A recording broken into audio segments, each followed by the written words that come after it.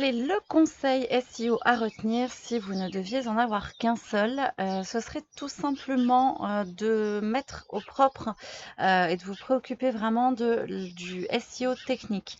La partie SEO technique, donc c'est celle que l'on voit dans la formation que je propose en ligne. C'est vraiment, la première partie en fait à traiter.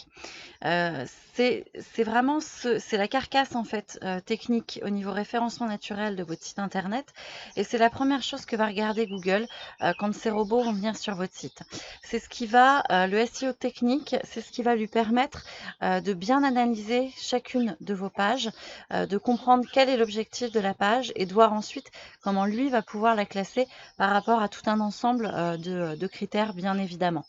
Donc la partie SEO technique, ça correspond bien sûr à tout ce qui est balises, donc les balises titres, les balises, HN, les balises, images et cetera.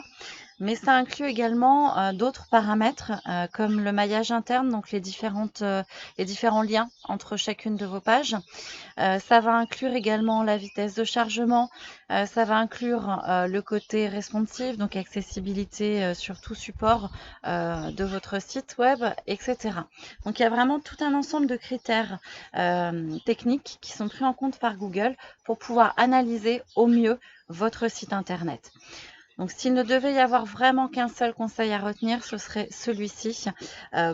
Peaufinez, mettez au propre, votre SEO technique. Mais comme je suis sympa et que demain c'est la fête des mères, je vais vous donner un deuxième conseil. Non, c'est simplement que, pour ceux qui ont déjà cette partie technique au propre, ça vous permet d'avoir une deuxième base de travail. Donc le deuxième conseil, ce serait vraiment la création d'un blog. Le blog, ça va être vraiment l'arme ultime du référencement naturel. C'est ce qui va vous permettre, de pouvoir augmenter le volume de requêtes et de mots-clés sur lesquels vous positionnez. Et en augmentant ce volume de requêtes et de mots-clés, sur lesquels vous vous positionnez, vous augmentez forcément votre, trafic organique. Le trafic organique, c'est le trafic lié au, référencement naturel.